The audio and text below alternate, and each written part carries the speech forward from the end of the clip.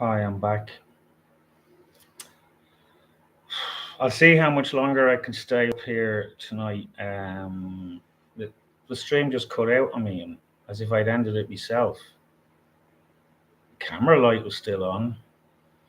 Also, curiously, you told me I had 16 views, when in fact I never had more than 3 during the whole stream. That, in combination with the unknown phone calls I started getting, I don't know. Hi, Squeaky, how are you?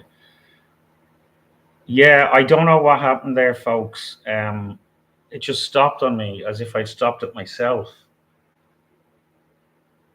This is things are just getting too weird for me. There was nothing wrong with my internet connection. My Gmail and my Facebook was still refreshing okay. I don't know if it's because I started talking about depression and medication. I believe there are certain keywords you can't use on YouTube. They seem to be getting stricter and stricter about that lately. And it stops an honest conversation. I have opinions about very dark stuff that I'd love to get into, but I can't do it here. If you can't talk honestly, nothing gets solved. And I think we're moving into a world at the minute where you can't talk honestly. The wrong people seem to be getting special protection, and the genuine people that are getting upset by it are getting smacked down and even imprisoned.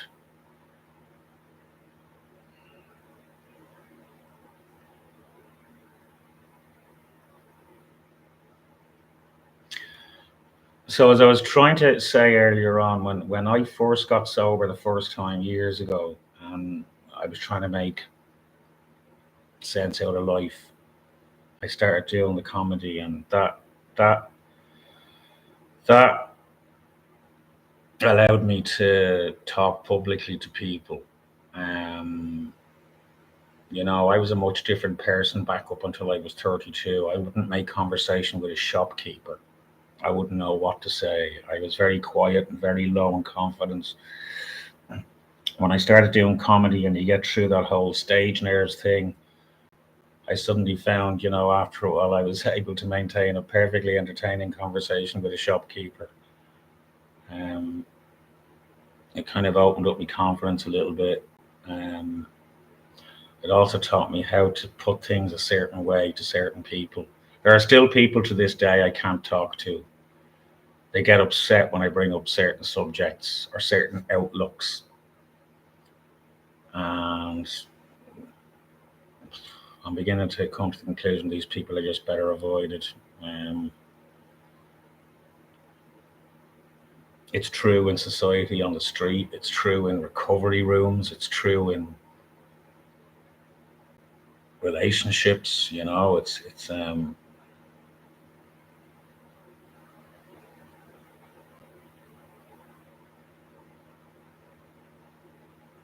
So now I find myself back where I was when I was 33.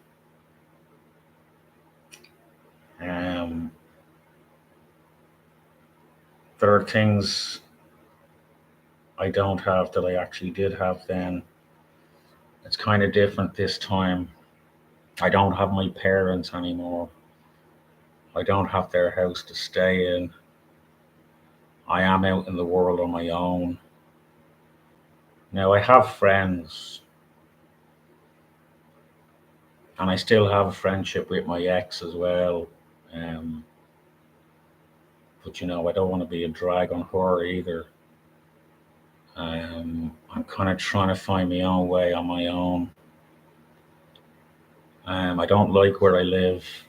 I don't like the flat I live in. I actually don't like living in Dublin. I actually, a lot of the time, don't like living in Ireland. But I may have to up sticks and move someday, which is why I'm getting more and more okay with the idea of getting rid of a lot of my stuff. Like, I've been trying to size up what I need if I ever move on, or if I ever get kicked out of my flat. I'm basically just my clothes, my musical instruments, which I don't even fucking play, but they're decent instruments, and I know I will one day. my boxes of my artwork, um, maybe my record collection, but that's about it. I may have to find one or two friends to leave some stuff with. I may have to have one or two conversations with people.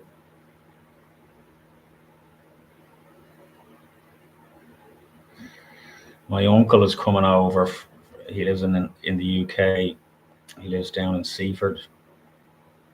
He's coming over next week for a few days, and we're threatening to meet up, have a chat. I don't know. I'll talk to him, maybe see what's happening. There's a bit of me getting a longing to try something new in life.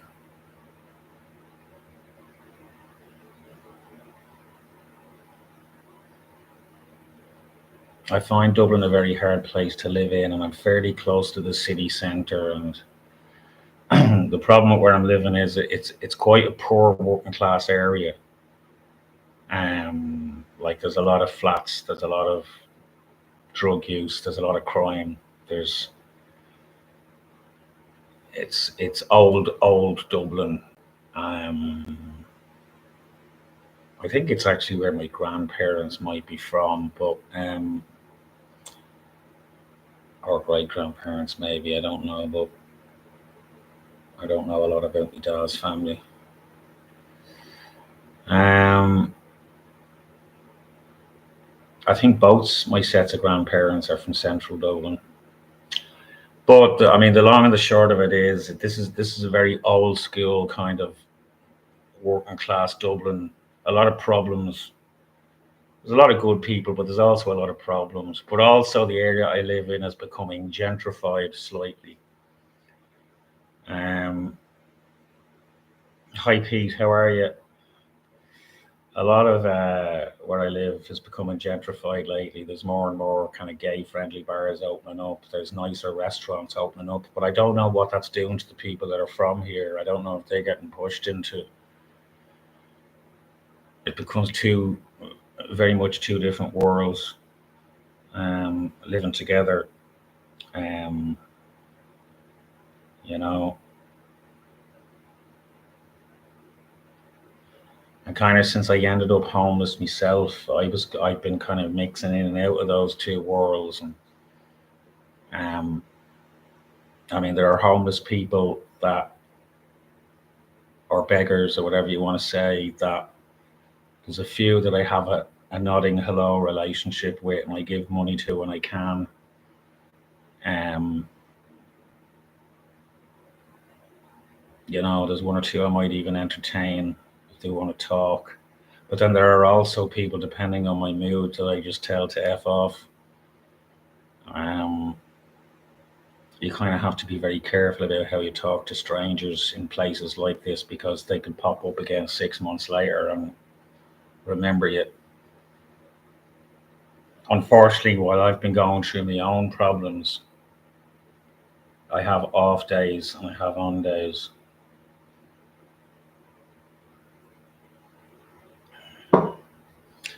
I do have the kind of face where strangers approach me on the street. It happens to me an awful lot. The bad part is if it happens to me while I'm having a bad day, because sometimes I'm just not in the mood for them. And sometimes I'll get quite defensive. Um, you know,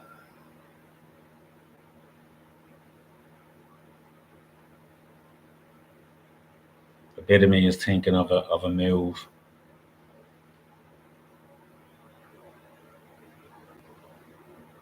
I don't know. Maybe when I have a chat to my uncle next week, talk to him. I don't know.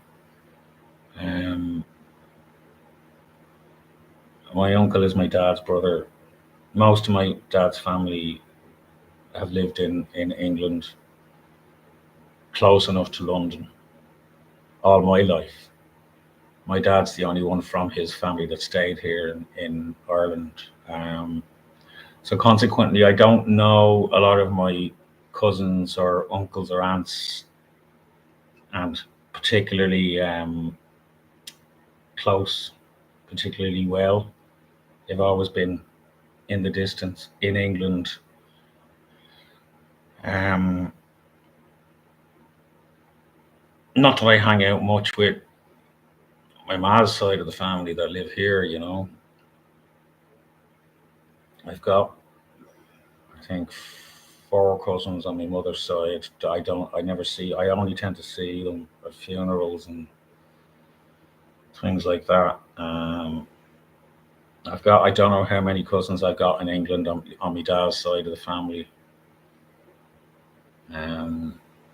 You know, I've got uncles that have kids from previous marriages. You know, I've got cousins and half cousins and whatever you want to. Well, they wouldn't be half cousins; they'd be cousins. But I have one cousin I only found out about in the last couple of years that we all only found out about. Lovely guy.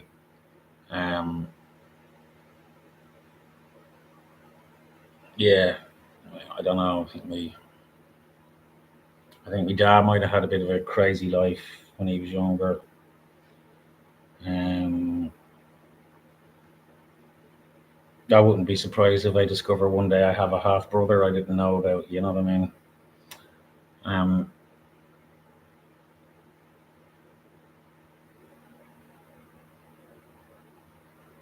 I don't know what went on with my internet connection earlier. It wasn't my internet connection because my other internet pages were refreshing okay. Weird stuff was happening with the unknown calls on my phone and the connection warning on my YouTube. I'm here now anyway. I think I was in the middle of talking about depressive medication when I got cut off on my earlier live stream.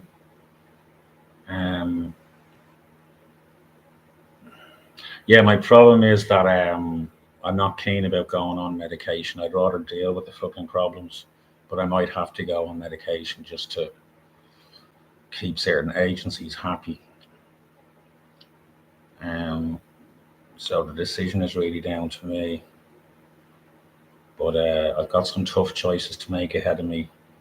I do face destitution very soon, I think. This is the problem when you take help from charity organisations. You have certain things you have to step in line for, certain rules you have to live by. I wasn't necessarily aware of all of them. Some rules I've broken, if you like, I've only found out I've broken them when I've broken them. I've only found out they existed when I've broken them.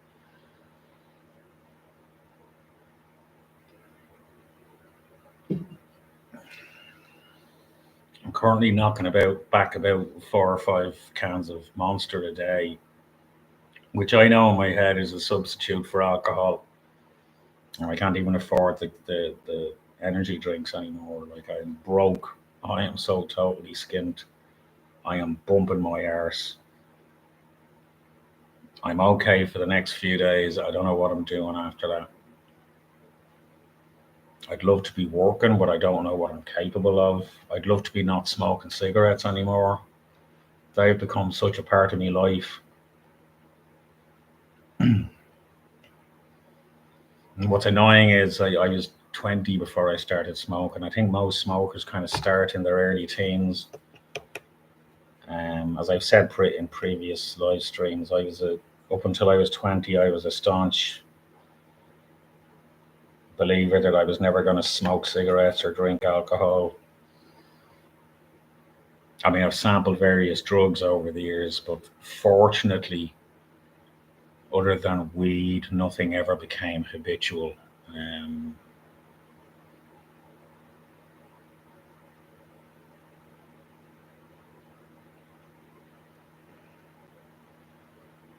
I kind of divide drugs up into what I call wanker drugs and therapeutic ones. You know, the wanker drugs would be stuff like coke, all the way up to heroin, obviously, even alcohol. You know, the therapeutic ones would be the ones in the more psychedelic range. Um,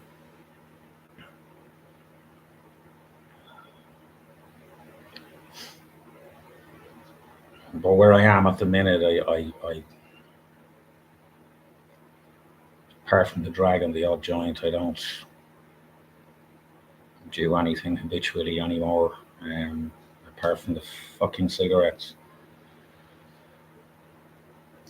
I can't afford to be smoking these.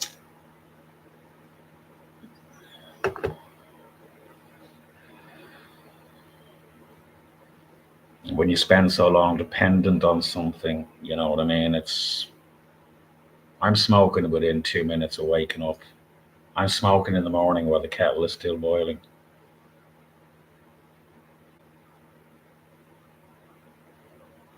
Um,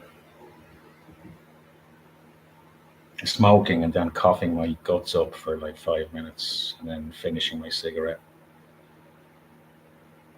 I feel sometimes like my lungs are just full of goop.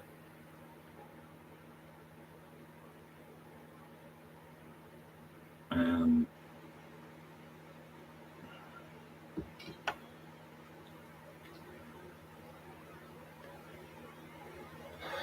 my biggest fear in life isn't dying. My biggest fear is having a stroke, being invalid for 20 years and then dying, which is kind of what happened to my dad. He had his stroke at 57. I'm coming up to 55. And the nearer I get to 57, the more nervous I get about it. The last few days I've been getting a bit of a pain in my left arm, kind of a numbness. That's kind of worrying me greatly. Now I think a lot of it's down to the stress I am under right now as I'm trying to get my flat painted. Um,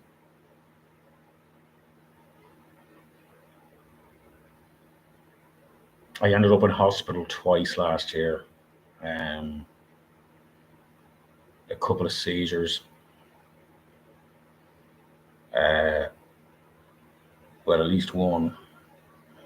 I was in hospital in February and in September, and I don't remember a lot about either of them.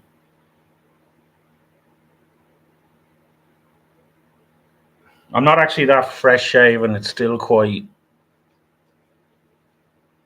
It's getting hairy, but I'll probably shave tomorrow, or I'll probably shave at 4 in the morning because that's the way I seem to be doing things now. But thank you. Yeah, no, I kind of, I had the straggly beard for the last couple of years. Um, Pete says your gaff looks very well. Pete, you're not here. You're not here. The lighting's really bad, but you can kind of see up here where I've tried scrubbing the wall compared to what the wall looked like. Um, I've started painting the ceiling up here. It's still patchy. You have to put another coat on it, and then I have to tackle the walls. Um, yeah, the camera lies. It may look cozy, but at the minute it's bleak. I don't have most of my stuff. All I have in my living room now is my coffee table and my sofa, um, and then just sheets and paint and brushes. And I would say it's less cluttered looking, Pete, rather than cleaner looking. It actually looks dirtier because I don't have furniture hiding the stains anymore. Um, hopefully now in 2 or 3 days I'll be able to get through the guts of the painting, and because I am kind of on a warning from those that have given me this place to live. I have a meeting with one of them on Tuesday that I'm not looking forward to.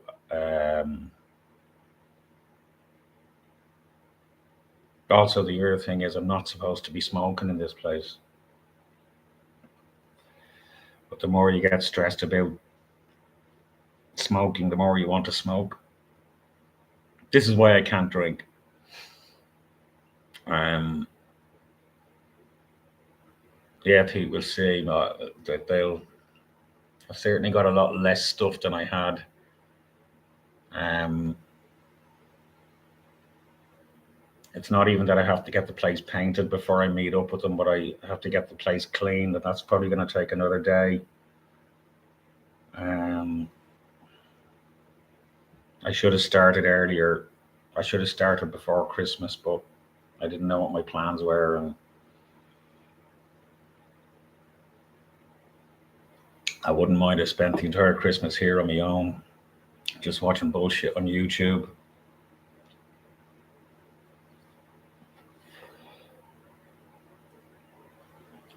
Yeah, no, Pete. It's not as clean looking in person. The light is telling lies. Um, Happy New Year, obsoletist, and Pete. um, all right, I have a couple of people here. I still don't know what happened with the earlier stream or the shenanigans with my phone. Um,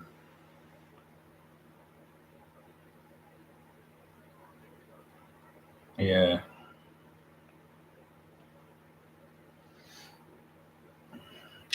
So at the moment, I'm kind of racking my brain to think of if I know anybody in my life that I can leave stuff with for a while. Because I feel like I'm kind of gonna have to up sticks. I don't know if I'm gonna have this place for much longer, and I don't even know if I want to have this place much longer. But I also don't want to go down the route of living back in homeless hostels. If I can get back into a homeless hostel, this is not where I thought I'd be at 54. Um, you know, where would I go, Pete? I don't know. It's I've moved around the country a little bit in the last 10 years. I lived in Galway for a while. I tried Belfast for a little while, Cork for a little while. Things are a lot bleaker now than they were 10 years ago. When I first lived down in Galway, the place I found the place to be just a haven. It was just beautiful. You go walking along the coast to Salt Hill at 3 in the morning, and it was just fantastic. And there was a real kind of hippie-ish vibe off the place. It was a drinking town, but not in an alcoholic way. Um, Pete, I don't know, but like I've been on council lists for Dublin for years, and the place I got, I think, was semi-done through council allotments. What I'd much rather be doing is working and earning enough of a living to be able to rent privately, or um, a friend of mine that lives nearby. The two of us are thinking of finding a house somewhere between us. I don't know. Rental money is crazy. Do you know what I mean? It's absolutely crazy. I mean, the place I have at the minute, because I'm kind of a charity case, the rent itself is quite low, and I'm still struggling to pay. Um, Particularly the electricity bills, they're killing me. I'm not earning extra money on the side, and I can't really. If I tried that, I get other avenues cut off on me, and I'm basically just bumping my arse at the minute. I don't have the financial space, or to be honest with you, the mental head space to kind of branch out. I'm kind of just sucking it up and taking it, and I'm not dealing with it very well. Um,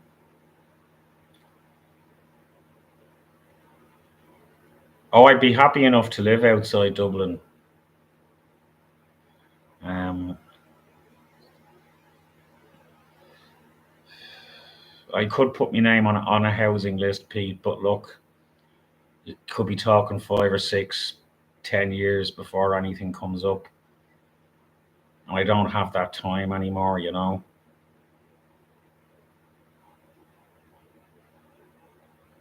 Um, I'm running out of time.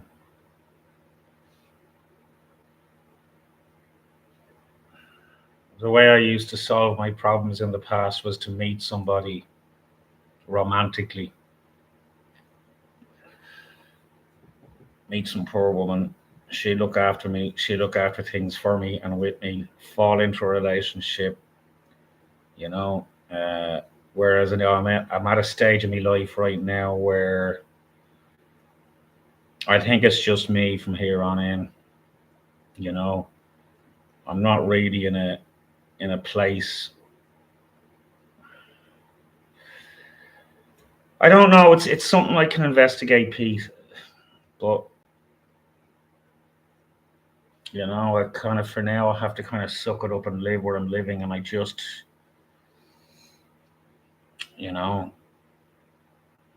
I have a history of getting jumped on where I used to live, where I grew up, and just there a week or two ago, I narrowly avoided a rock to the head from a gang of youths, and that hasn't helped my mood at all. You know, um, I'm not really a streetwise guy. I'm from the suburbs, if you like, and I'm kind of been stuck close to the city centre for the last few years. Um,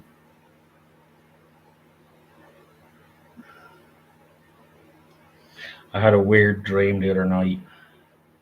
My dreams are crazy pagan and Sligo. Yeah, I was elitist. I know enough crazy people in Sligo. I don't think I could keep up with them. Um, I have a couple of crazy Sligo friends, genuinely, at least three, maybe four, and they're on a tangent of their own. They really are. Um,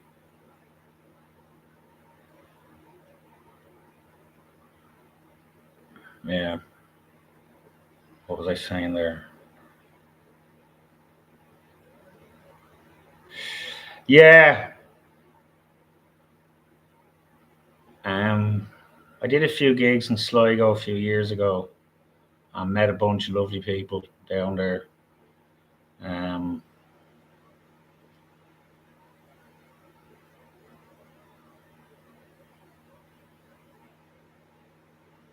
Maybe in another life, but I really don't know. My options are open, which is another way of saying I have no options. Um, but what I was saying about dreams, I had an insane dream the other night that I was at an airport or an eatery in an airport or something like that. I'm always traveling in my dreams, carting a shitload behind me. Um, and most of my conversations and dreams are with strangers. The odd familiar face comes up, but it's usually conversations with strangers. And I had this dream the other night where I was getting served and somebody recognized me, and it turned out I'd suddenly been recognized for all my brilliance and I won everything. And then in the dream, just as I was waking up, somebody robbed my phone in my dream. uh, I just woke up going, shit. Um, yeah. A lot of my dreams lately have been taking place in comedy clubs. Um, and each time the situation gets fucked up because other people keep fucking me up. They say in your dreams, other people are parts of yourself. So on that level, parts of myself are fucking me up, but also other people are fucking me up. The last few months I was doing comedy, my God, some of the fucking shit I had to work around, and you couldn't, you know. Like my trip to the Edinburgh Festival last year was a mistake. It was my first time over there in 9 years, and I thought, fresh start, let's do this. The Edinburgh Festival was a dead duck. I don't think anything has recovered properly from the lockdowns. But the Edinburgh Festival, it was. This is what I was going to say about Galway earlier. When I first moved to Galway in 2010, it was heaven. It was absolutely. It was somewhere you could walk around. There were there were delis open 24 hours. You could go get a roll in the middle of the night. And but the last couple of times I've been in Galway, it's been bleak, absolutely bleak. And it may have started before the lockdowns did. I don't know, but it's.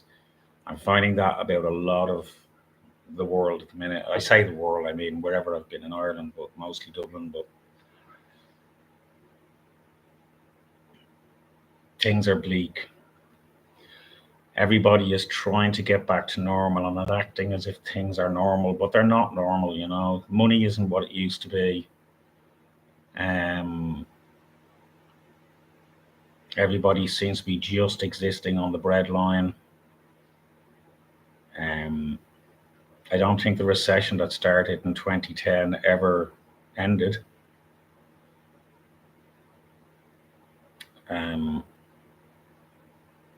Everybody's trying to get on with it and keep a brave face and happy, happy, joy, joy. Sorry, just let me read that out loud from Obsoletus. Liverpool is the only city I know of in the UK that is properly 24/7 now. London is dead after 10 p.m. Everything's open all like Liverpool, though, a bit rough. Like, yeah, Liverpool is kind of. I only ever was in Liverpool once. I did a couple of nights in Liverpool in a comedy club there, and called the Laughter House or something like that. And Liverpool, I found,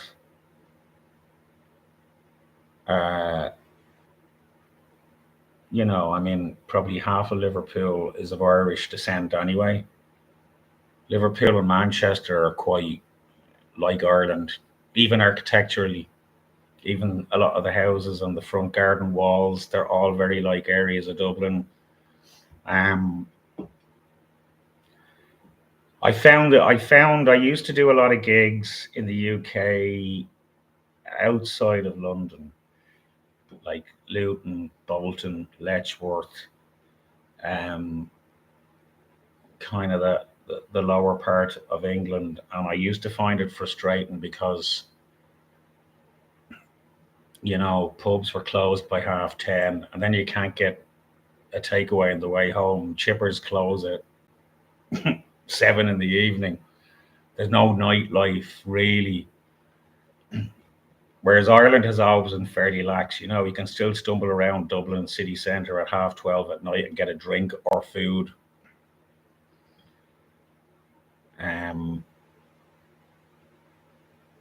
But like Liverpool, Dublin is also a bit rough. I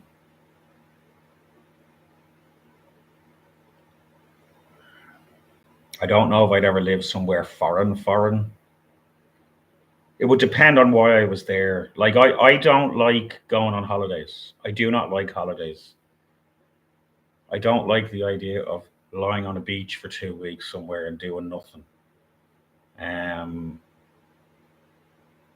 I don't mind going away if it's to do a gig, but I have to have a reason. I have to have a work reason to be somewhere. I can't go away to relax because I'm more relaxed around my work. I'm not somebody that switches off. My head is always gone. That's why I'd rather be engaged in something. Like if I was. It's funny, years ago when I first started doing comedy, I was doing gigs all around the UK and Ireland, and I had no problem getting a plane to here, getting a train to there, getting on another train to there, and would all culminate in getting to the gig and what have you. Whereas now, if I was asked to do a gig in Galway, I kind of, oh, for fuck's sake, that means 3 hours on a bus. I'm just exhausted. 3 hours on a bus for a gig that I'm going to lose money on. You know, gigs don't pay enough to cover travel anymore. Long gone are the days where a gig would cover your travel and put you up. That just doesn't happen anymore. You'd need to be driving a car, and you probably only get paid your petrol money to do the fucking gig anyway. Um,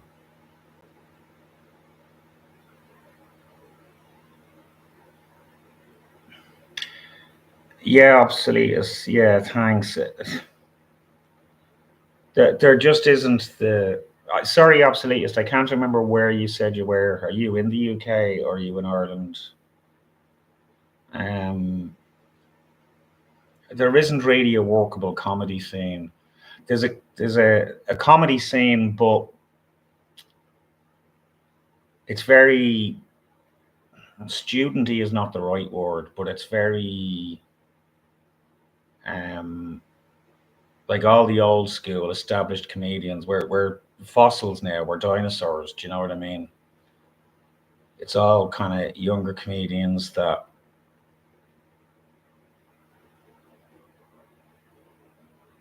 um kind of running their own shows. There's no real money in it. Most of the gigs you're doing are to like 12 people. Yeah, thank you, Obsoletist. A lot of them are. Um, there's one or two younger comedians that are fucking great. Don't get me wrong, but like a lot of it all boils down to why you're doing what you do. There are some comedians busy on the circuit that are just gag merchants. They're tired old gags that you would hear in a pub or a fucking AA meeting. Um, my comedy, I was more concerned with truth. Even though for many years my comedy just turned into a fixed set. Like I tended to stick to two subjects in comedy. One was relationships, and the other was addiction. And it was my way of getting over addiction and previous relationships. Do you know what I mean? Um, I'm lucky in that I've had a lot of relationships with mostly women. My last romantic relationship was with a lovely guy, um, but I kind of recognised a couple of months into it that I'll get back to you about that in a sec, Pete. I kind of recognised in a couple of months into my last relationship, I wasn't good for this person. I'm getting too old. I don't look after my health. I could become a weight to somebody right now. This is kind of why I'm currently single. And although it would be nice to meet somebody and share things with somebody, I don't know how much use I am to somebody right now. And that was the problem. Like when I got into my 40s, when I would get into a relationship with somebody, it would only take me 2 months to realize this is not going to end well, or this is not what I want, or this is not what either of us thinks we want. And it's funny, I've probably been the one to end every relationship I've been in, apart from the relationship that broke my heart when I was very young. I got my heart broken when I was very young, and since then I've kind of always been the one to end relationships because I can kind of see, you know, there are certain compromises you have to make with certain people in relationships, but um, I don't know. I think for a relationship to work, you kind of both have to be on the same level of honesty about things, and instead of buckling down and agreeing to something the other person has put forth as a God, the older you get, the more words you forget. But you know what I mean, like sometimes in a relationship, usually the woman, if you're Irish, will lay down the law and you kind of agree to go with it. And I'm not somebody that likes to be told what to do. I like to reach a conclusion by myself. But anyway, yeah, the long and the short of it is, if I do ever end up in a relationship again, first of all, it'll be with somebody I haven't met yet. And don't get me wrong, I have a lot of great women in my life. I have probably a handful of women in my life that I could go down the romantic route with if I wanted, but I know I'm not in the right place or I'm not good enough. And I don't mean when I say I'm not good enough, I'm not saying that as a, oh, don't deserve happiness. I mean, I'm not pulling up my socks enough. I don't look after myself well enough. Um, I live like a child a lot of the time. You know, I eat crap. I don't look after my health. I overdo it with anything that's bad for me. Um, I have anger issues. I mean, the only good things I have going for me is that I'm not a physically violent person, but Jesus Christ, I can cut people in half with me words sometimes, you know. Um, and I have shown inanimate objects a thing or two as well, but I can be short tempered. Um, so I find it's best just to stay out of the way of those things, as lonely as you get, you know. Um, I'm also quite good friends with one or two exes that I think a prospective partner might have issues with. Friends with exes is another sore topic because I'm friends with exes that I'm not romantically or sexually interested in, but there may be certain emotional dependencies still there. I've no idea. I think there's room for it in my life, but you need to meet somebody that's fairly secure about that. But at the same time, I think you need the love of your life to be at the top of your list of what's important. Um, you know, sometimes you have to type the idea of walking away from friendships with exes, and I'm kind of struggling with that. Um, you know,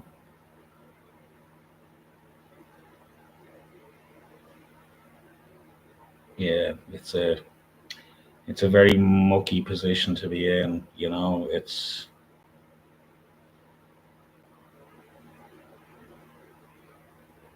Um, yeah, I won't say too much more. you know, I am a good guy. I am honest. I've done fucked up things, and I do fucked up things. But I don't play games with people. If I come across as playing games with people, it's probably because I'm trying to put barriers up about my own situations in life. It's I'm not the type that could cheat on somebody.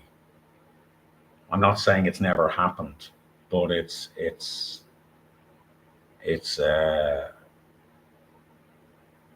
I couldn't live with having an affair if I was still with somebody else. You just can't.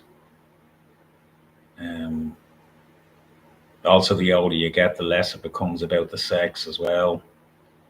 Um, you know, so that's that. Pete McGann asked, "What are my thoughts on Stuart Lee?" That's a funny thing because I was always a huge fan of his. I loved his stuff. Um, I was jealous of his ability a lot, but I don't know. Lately,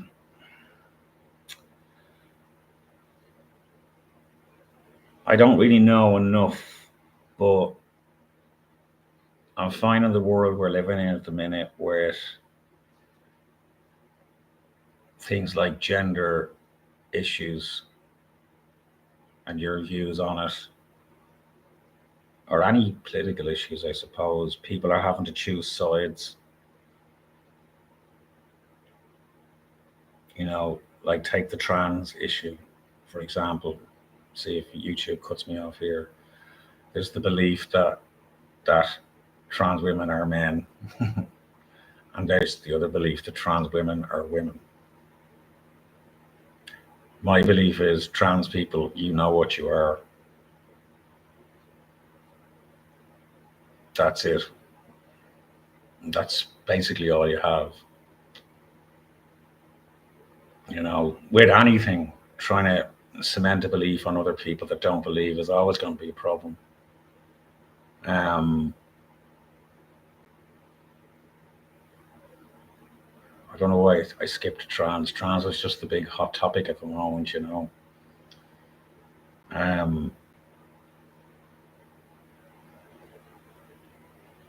I have this belief, not a belief, an outlook, that any group is only as sane as their craziest member. And that includes humans as a group. That includes the religious. It includes men, it includes women.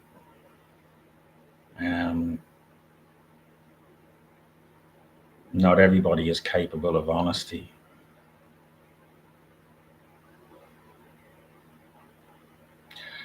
Yeah, obsolete is funny. I am just talking about Jim Davidson. My dad loved Jim Davidson back in the day. When he had that TV show Up the Elephant and Around the Castle. And I actually found myself watching Jim Davidson's YouTube channel earlier this year.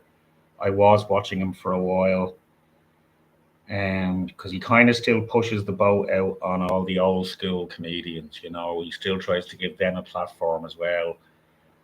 And remembering the old school comedians that have died since, like Freddie Starr and stuff like that. Like that school of comedy, Jim Davidson, Freddie Starr, Bobby Davro, Jethro, all those people. It is a particular type of comedy. Comedy, I suppose, for the common man. It doesn't get too clever. It's a little bit like jokes and pubs type of humor and what have you. And I grew up on that kind of stuff, but I also grew up on the stuff like Monty Python and Blackadder and and then when you had stuff like Lee and Herring come along and Alexei Sayle and Rick Mayall and people like that, I mean, there's kind of. But yeah, Jim Davidson, I suppose, would fall into the camp of the more common man. You don't have to be sophisticated. His humor isn't particularly sophisticated, but in a way, it's quite inclusive. Like I'd actually love to meet him. I would love to meet him one day. I remember actually when I was in Edinburgh last year, Bobby Davro was doing a gig in the Edinburgh Festival, and a bit of me wanted to go along and see him. I'm kind of. That's another weird thing about heroes. When I started doing comedy, I used to do the Stand Comedy Club, and a lot of cooler comedians used to do it and hang out in there. I've been in the Stand.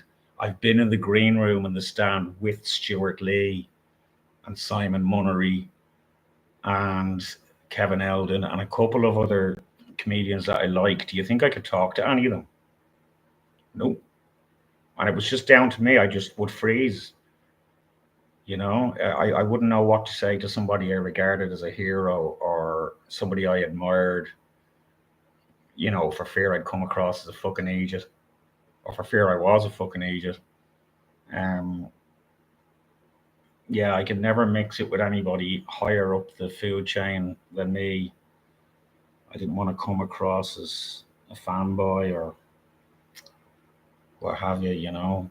I have met a few big names I gigged with and stayed with Doug Stanhope one night in Galway, and that was good. It was, um, you know, I'd be friendly with one or two bigger names. I say friendly with, I mean, they know who I am, and we've talked the odd time on Facebook, But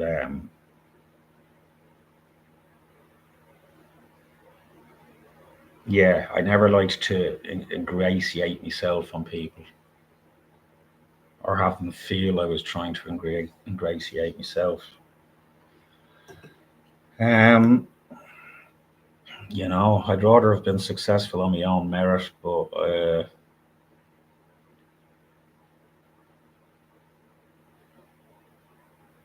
there's a mixture of self sabotage and missed opportunities and an inability to know how to talk to the right people properly.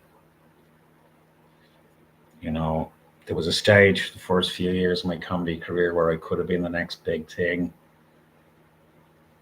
Then, of course, I started drawing cartoon strips of comedians I thought were assholes, which I still do occasionally. And it ties into my self destructive thing and he, isn't this funny? And there are people involved in the comedy scene and in showbiz in general that are fucked. They're not good people. They're in it for some imagined power, or they're just narcissistic assholes, which I hope I'm not, although I do have elements of it. And these are not the people I want to suck up to. Do you know what I mean?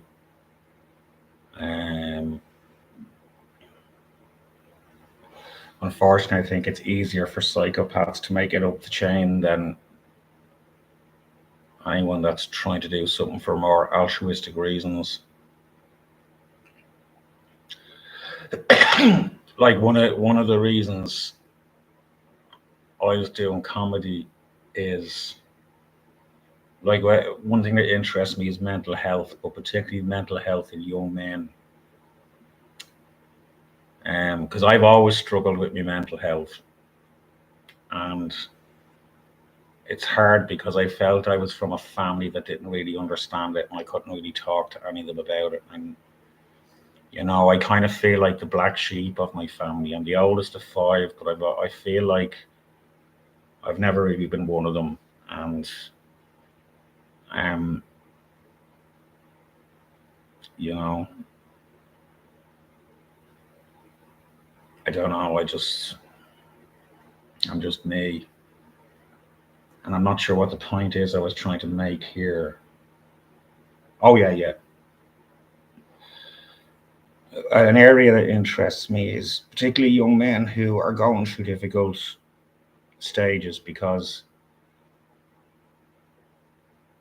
hi Patrick Rowe asking, so what's your story? That's a very big question. Are you coming at me as somebody that knows nothing about me? But there are people, particularly young men, who will, and I have to be very careful what I say on YouTube, but who, do things to themselves they will never recover from because they're no longer alive. And it's usually because there's something about them they can't live with. Maybe they've committed some sin that when you're 20, things are, your perspective hasn't developed yet. People do make stupid decisions and do stupid things over something they did when they were 20 that they would just laugh at by the time they're 40. But when you're only 20, you don't have the perspective to see that everything is really heavy. Like I even look at some of the stuff I've done in recent years, some of the situations I've gotten myself into, or tussles I've had with people, where if I had done all that at 20, I wouldn't be able to live with myself. Yeah, I'm teetering on the bum line, Patrick. Uh, I'm an ex stand-up comedian and have been homeless for a number of years. I'm no longer homeless, but I'm kind of close to it again. But yeah, no, bum kind of sums me up. You got me there. Yeah, and I'm just on here, just uh, trying to talk shit out. I guess I spent the entire Christmas on my own, and I'm going a little bit. And I'm in the middle of trying to decorate a flat that I might not even have in 2 months' time. Um, ah,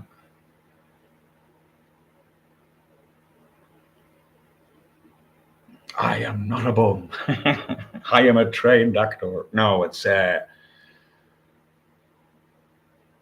thanks, Patrick. I appreciate that. It's I might be a good guy, but I've done fucked up things.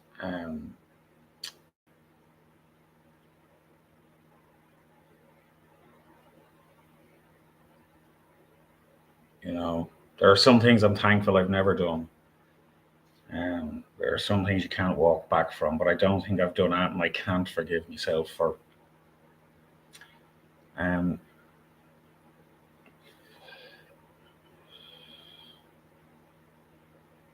I mean, as I said earlier, for instance, to the best of my knowledge, I've never hit anybody. But my God, I've used words that have just fucking cut them down, particularly when you're exiting a relationship. You know, I've said shit I probably shouldn't have said, or um, you know,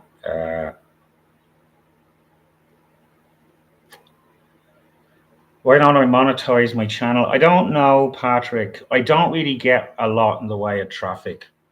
Like I've got 3 or 4 people watching at the minute, and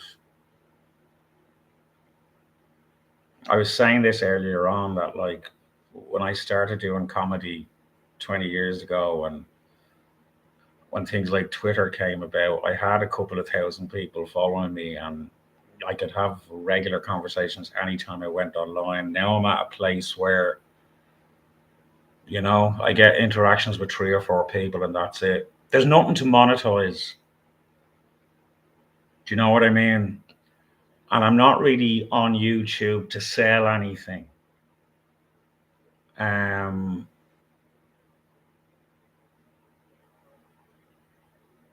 yeah, Patrick, it would be perfect to start a career in entertainment. That's what I was trying years ago, but I just couldn't get enough of an audience.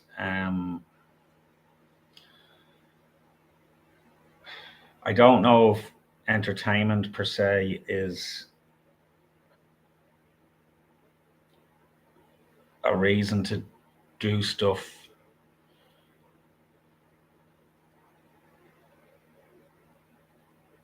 I've had the opportunity to do skits, Patrick. I've had other comedians that wanted to do stuff with me. Not an awful lot, but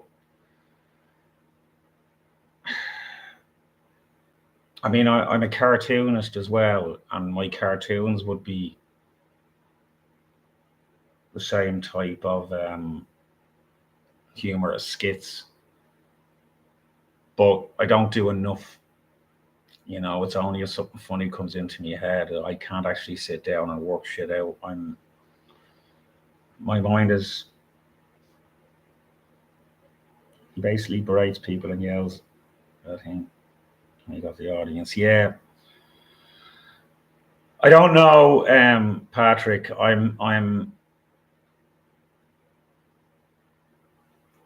kind of started off with Promise when I was doing this, and I was getting into clubs, but the problem was I had issues with certain people and how certain people ran things and why certain people were doing what they were doing. It was probably none of my fucking business, and I could have kept my mouth shut and peg my way up the career ladder in comedy. But my own hubris and kind of hitting the booze again several years into my comedy career didn't help either. I kind of revealed my psycho self, I think. I'm not the kind of man who can keep secrets, especially if I'm expected to keep a secret that, you know, there have been all sorts of accusations thrown against comedians in recent years, um, that I won't go into now because YouTube, but accusations of misconduct, shall we say. This is more like therapy, Patrick says. Well, yeah, you see, this is the thing. This is kind of what I was saying earlier about, I'd like to make a 20-year-old guy laugh at something he feels that he would normally feel bad about, knowing that in another 20 years' time, he could laugh at it too, instead of doing something stupid. I mean, I'm talking about,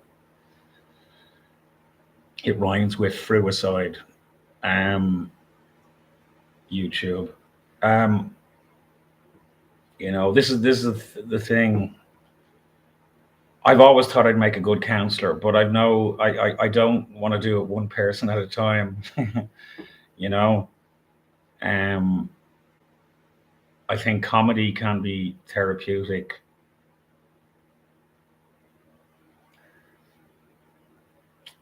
Yeah, it's you'll never solve anything unless you can be honest. And unfortunately, we're in a situation where you can't be honest. You can't mention things like fruicide or grape or, you know, um, a lot of stuff gets, particularly anything of a violent sexual nature or a sexually deviant nature, or, um,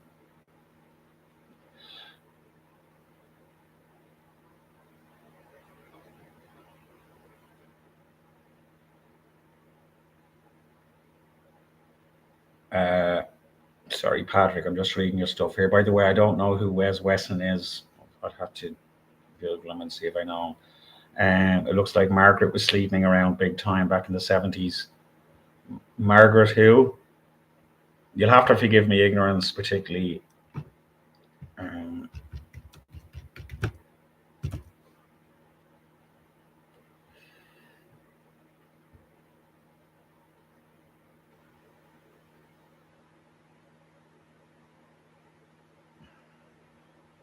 I don't see a lot online here about Wes Wesson.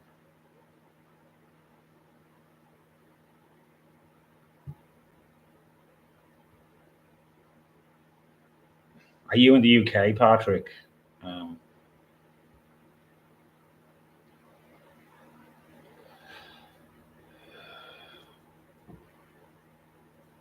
but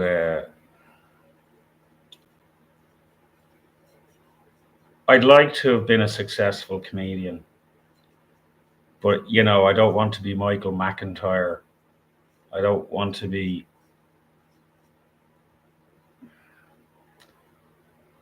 It's like my biggest comedy influence. The first comedian I fell in love with was Billy Connolly, and that was the aim. He could make me laugh when I was just a kid. An adult that could make a kid laugh. It's. But laughing at things is a good way to. Sorry, I've been painting and decorating. That's not a euphemism. Um,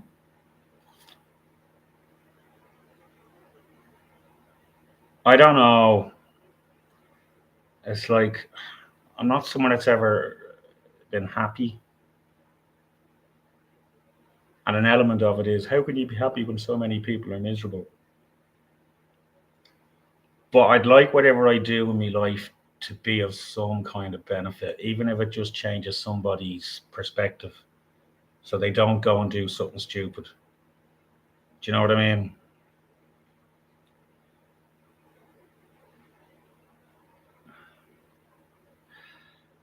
Dude, I'm not a comic while I'm on here.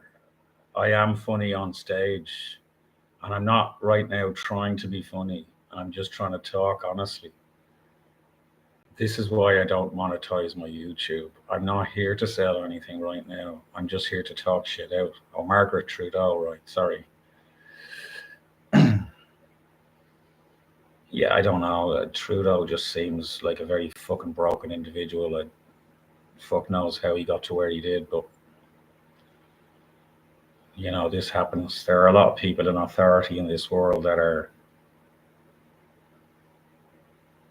I don't know, on a bent of their own. I'm not, anyway, as I was saying, Patrick, I'm not trying to be funny when I'm on YouTube. I'm just trying to be conversational. And this is why I'm not into the idea of doing skits or anything like that.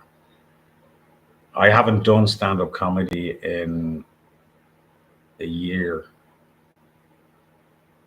I do have a lot of me stand up clips up here on YouTube. You can check me out if you want to. The guitarist thing, believe me, I'm in that boat as well, Patrick. I have musical instruments I rarely pick up. I can keep a beat on a drum kit, but I don't have the gumption in me to be a drummer, you know. I can sing, but I wanted to be a rock star long before I even learned how to play anything properly. I didn't actually start to learn the guitar till I was 40. Well, that's it, and that's it, Patrick. You got to figure it out, and I'm still just figuring it out. Unfortunately, I'm not getting any younger. I'm 54, and I've put my body through some damage over the years, and I'd say I'd be lucky if I have 20 years left in me. And I'm trying to regain my perspective in life and what I want to do. But believe it or not, when I was kind of in the height of being a comedian, I was viewed by people longer in the game than I am as one of the better comedians in the country. And I could knock it out of the park when I was on stage. But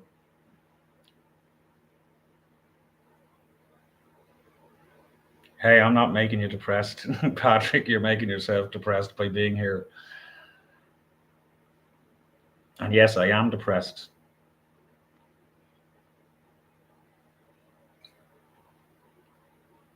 I only came on to a live stream tonight to try and talk myself out of the depression I was in. I guarantee you, when I end this stream, within 10 minutes, I'm going to be down again, staring at an apartment that I'm in the middle of decorating that I just don't have the time or resources to finish when I have to. And I'm in a position in life where I have run out of resources. I've run out of money. I've lost a few friends. I've lost a few friends from being a bollocks to them, and I've lost a few friends to death.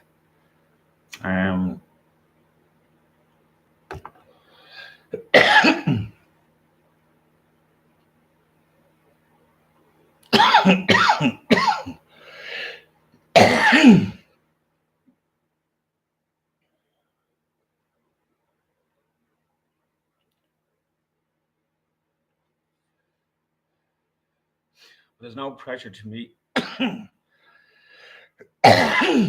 You'll have to give me a moment. I have a problem with talking and smoking at the same time. There's no pressure on me to be funny while I'm here on YouTube. I'm not charging subscriptions. I'm not charging money. You're not going to be getting emails from me. Hey, check out Robbie's latest YouTube video or whatever. I could do this live stream tonight and probably not do it again for a year. Or I could do another live stream tomorrow night. I've no fucking idea. My mood constantly changes. My decisions constantly change. I have trouble making my mind up about stuff and sticking to it. Medical help is being sought at the minute. But I don't owe anybody anything.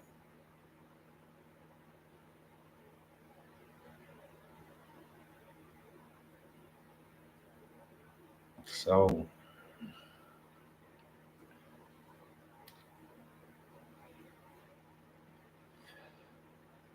I probably will wrap this live stream up in the next few minutes.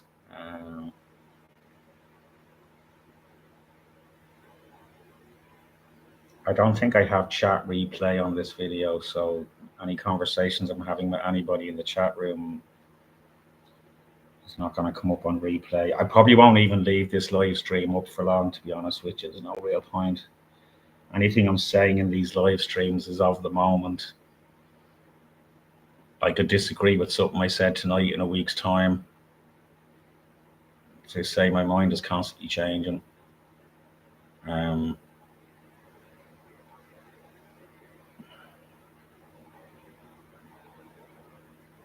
don't have all the answers. I have some answers, and some of those answers are wrong.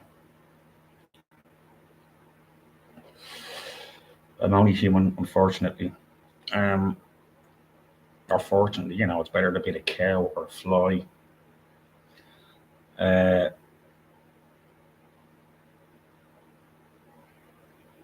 Yeah, so I don't know. The conversation's kind of tapered off now.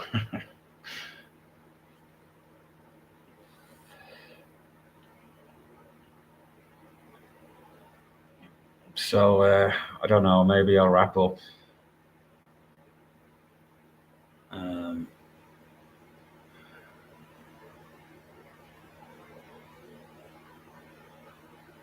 Yeah.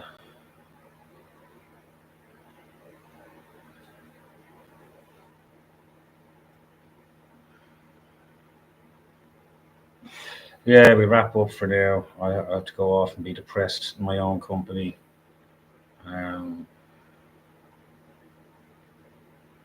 I'll probably attempt more decorating, like fucking 3 a.m. Don't know how I'm gonna get through this situation. It's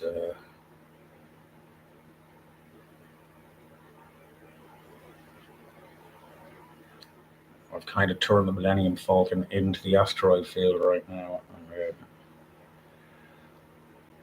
I'm thinking on my feet. Right, folks, I'm gonna go. Listen, thanks anybody that's been watching, hanging out. I might do it again tomorrow. I might do it again next January.